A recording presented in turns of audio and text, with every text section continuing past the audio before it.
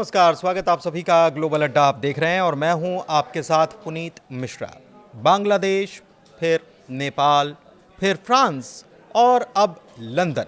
जी हां, खबर लंदन से आई है जहां पर 1 लाख से भी ज्यादा लोग सड़क पर आ गए और प्रदर्शन करने लग गए। लेकिन क्या यह प्रदर्शन बांग्लादेश, नेपाल या फिर फ्रांस जैसे मामले को लेकर ही है कि सत्ता को पलटना है या फिर बात कुछ और है? तो पूरी खबर हम आपको बताते हैं। ब्रिटेन की राजधानी लंदन में शनिवार को हालिया इतिहास का सबसे बड़ा प्रदर्शन देखने को मिला। यहां पर 1 लाख से भी ज्यादा लोगों ने प्रवासी विरोधी मार्च निकाला। यूनाइटेड द किंगडम नाम से किए गए इस प्रदर्शन का आयोजन प्रवासी और इस्लाम विरोधी कट्टर दक्षिणपंथी कार्यकर्ता टॉमी रॉबिन्सन ने किया था। लंदन पुलिस की तरफ से यह बताया गया कि प्रवासियों के विरोध में किए गए प्रदर्शन के दौरान पुलिस अधिकारियों पर हमला भी हुआ, जिसमें कई पुलिसकर्मी घायल हुए। पुलिस के मुताबिक प्रवासी विरोधी मार्च में करीब 1,10,000 लोग शामिल थे। प्रदर्शनकारी ब्रिटेन में अवैध इमिग्रेशन के खिलाफ आवाज उठा रहे। इनकी मांग यह है कि अवैध अप्रवासियों को देश से बाहर किया जाए। इस साल 28,000 से ज्यादा प्रवासी इंग्लिश चैनल के रास्ते नावों के जरिए ब्रिटेन पहुंचे। प्रदर्शन में शामिल लोग अवैध अप्रवासियों को शरण दिए जाने के खिलाफ हैं। हाल ही में एक इथियोपियाई अप्रवासी ने 14 साल की लड़की के साथ दुष्कर्म की वारदात को अंजाम दिया था, यौन उत्पीड़न किया था, जिससे कि लोगों का गुस्सा और बढ़ गया है।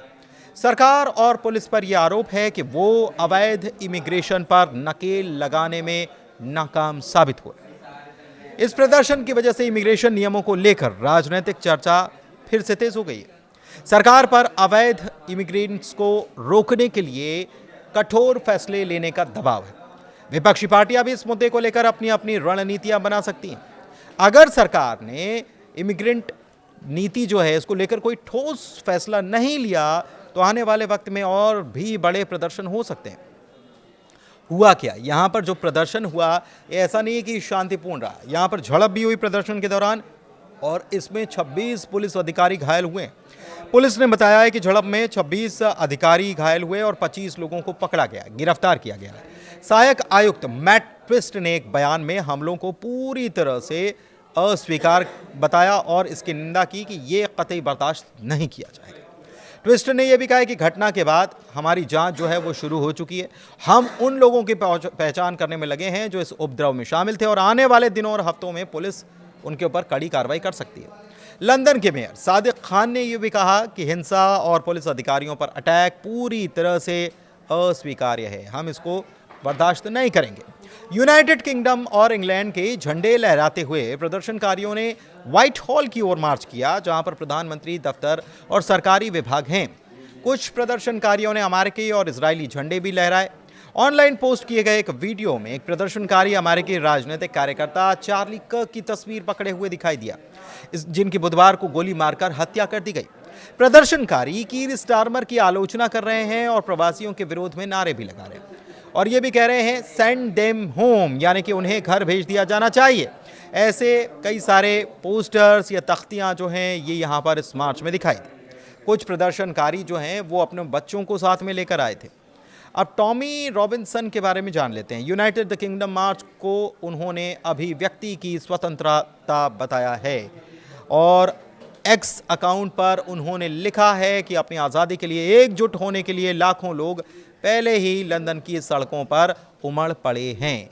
तो ये मामला है। लेकिन जैसे कि आपको ये मालूम होगा कि फ्रांस में भी नाराज़गी जो है किसी और मुद्दे को लेकर हुई थी और उसके बाद वहाँ सरकार गिर गई और प्रदर्शन भी हुआ। इसके अलावा नेपाल में भी बात चली, सोशल मीडिया के ऊपर बैन की और वहाँ पर भी सरकार पलटकर रख दी गई। बांग्लादेश में भी कुछ ऐसा ही हुआ, जो बात आरक्षण से शुरू हुई थी और बात कहाँ तक चली गई कि वहाँ जो प्रधानमंत्री थी उनको देश छोड़ना पड़ा। तो क्या ब्रिटेन में भी ऐसे ही होने जा रहा है कि लोग सड़क पर उतर रहे हैं और नाराज़गी जता रहे हैं सरकार के खिलाफ? और ये जो चीज़ें हो रही हैं, क्या इसे सामान्य रूप दे दिया जाए या इसे सामान्य तौर पर माना जा सकता है, या फिर इसके पीछे डीप स्टेट जैसी कुछ चीज़ें नज़र आती हैं? आप अपनी राय हमें कमेंट के जरिए दे सकते हैं। फिलहाल ग्लोबल अड्डा में इतनी